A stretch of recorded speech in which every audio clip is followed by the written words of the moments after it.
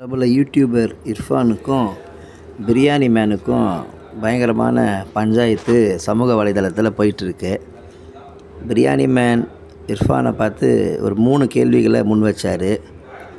கேள்வி, நீங்கள் ஒரு ஹோட்டலுக்கு போய் பிரியாணியை சாப்பிட்டுட்டு அது நல்லாவே இல்லை, ஆனாலும் நீங்கள் அது ஹைஜீனிக்கு ஹோட்டல் அப்படின்னு சொல்லி வீடியோ போட்டிருந்தீங்க.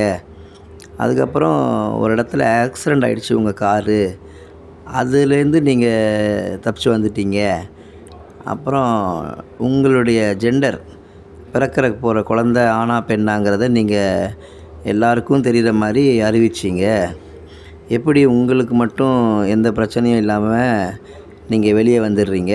இதே சாதாரண மக்கள் நாங்கள் இந்த மாதிரி பிரச்சனை பண்ணியிருந்தா அது ரொம்ப பூதாகாரமாக வெடிச்சிருக்கும், எங்களுக்கு தண்டனை கிடச்சிருக்கும். ஆனால் நீங்கள் இந்த 3 தப்புமே பண்ணிவிட்டு ஈஸியாக அதுலேருந்து வெளியே வந்துட்டிங்களே எப்படி அப்படின்னு கேட்டிருந்தார் பிரியாணி மேன்.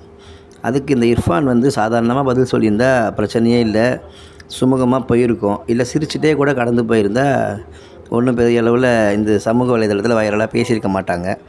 ஆனால் அதுக்கு இந்த இர்ஃபான் ரொம்ப கேவலமாக திட்டவும், உடனே பிரியாணி மேனும் திட்டவும், அப்படியே 2 பேருக்குள்ள பேச்சு ரொம்ப வைரலாக போயிடுச்சு.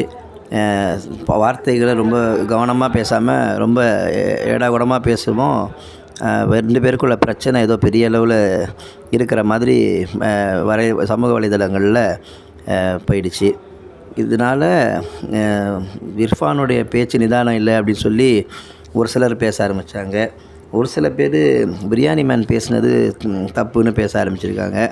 ஆனால் இவங்க 2 பேருக்குள்ளே பேசிக்கிட்ட விஷயத்தை நம்ம பொதுமக்களாக இருந்து நம்ம கேட்டோம்னு சொன்னால் பிரியாணி மேன் சொல்கிறது நியாயமாக தான் இருக்குது. வெளிநாட்டில் போய் பிறக்க போகிற குழந்த ஆனா பெண்ணாங்கிறத பார்த்துட்டு இந்தியாவில் அறிவிக்கிறாங்க. இதே சாதாரண மக்கள் நம்ம பார்த்துட்டு அப்படி அறிவிச்சிருந்தாங்கன்னா நமக்கு தண்டனை கண்டிப்பாக கிடச்சிருக்குமே, ஆனால் இவருக்கு கிடைக்கலையே அப்படின்ற ஒரு கேள்வி எல்லாருடைய மனசுலையும் இருக்குது. அது மட்டும் இல்லை, அவங்க ஒரு முறை காரில் ஆக்சிடெண்ட் ஆச்சு, இர்ஃபானுடைய கார், அதில் படுகாயம் அடைஞ்சாங்க. ஆனால் அந்த விஷயத்துலேருந்து கூட அவர் ஈஸியாக மீண்டு வெளியே வந்துட்டார், எந்த ஒரு தண்டனையும் இல்லாமல். இது மட்டும் எப்படி?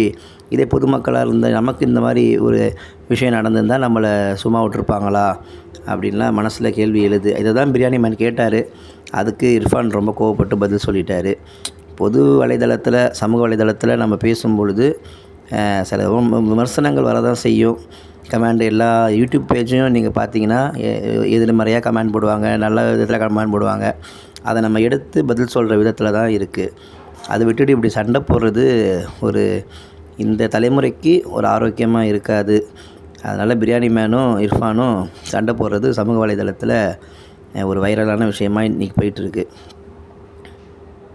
சமூக வலைதளத்தில் வீடியோ போடுறோம், கமெண்ட் பண்ணுறோன்னா அது நம்ம எல்லாமே பார்த்து தான் நம்ம இது பண்ணணும்.